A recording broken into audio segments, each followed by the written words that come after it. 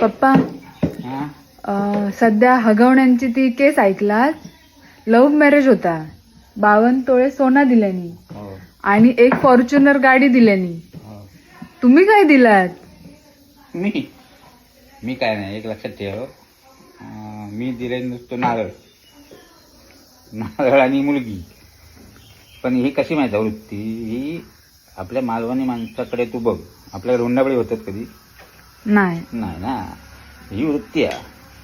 आपणा किती वया, आपल्याकडे किती असा.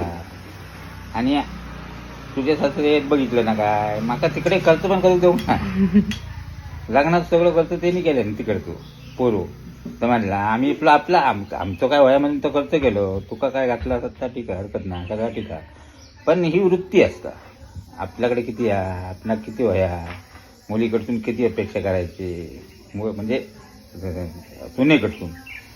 ते ह्याची वृत्ती जाणार नाही ग. ती देशावरतीच वृत्ती आहे, समजलं. पण राहुलला काय झालं तिथं सांगतो, उपयोग काय झालो? कायच नाही. एवढा सोने दागिने आणि पैसे पण हातात नाही. आता तुरुंगाच्या हवा खातो. आणि नाही तर असं तू शेवटी तू कसं असतात, संस्कार असतं, हे असतं. आम्ही घेऊ नाही मुलीकडून, आम्ही घेतली. आम्ही सुनेकडून काय घेतला, काय नाही घेऊ. तसं आमच्या मुलीकडून काय आम्ही देऊ नाही, समजलं ना. आणि जावई बरोबर तुझे सासू सासरे काय, सासू सासऱ्यांनी कधी आमका विचारलं नाही एक पैशा की बाबा किती खर्च करतात तुम्ही, काय करतात, ते कधी ठरला पण नाही आमचा. म्हणला ही वृत्ती असते. ही मालवणी माणूस लक्षात ठेव. म्हणून मालवणी माणसात कधी आत्महत्या होत नाही. शेतकरी आत्महत्या करता नाही. कारण काय, तो दिलेल्या आपल्याला समाधानी असतात. आणि स्वतःच्या त्याचा विश्वास असता काय आपल्याकडे त्या आपण एवढं कमवू शकतो, तर मग कशा गोया दुसऱ्याचा. त्यामुळे हे विचार करायचं नाही. आणि आता आपण करतो ना, उद्या तुझा चढवा बरोबर.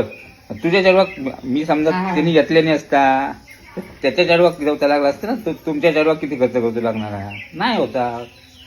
ह्या आपोआप चढत येतात, समजलं. रिसायकल असतात. मग तुझ्या चढवा तुझा उद्या तुका काय देऊ नको. समज.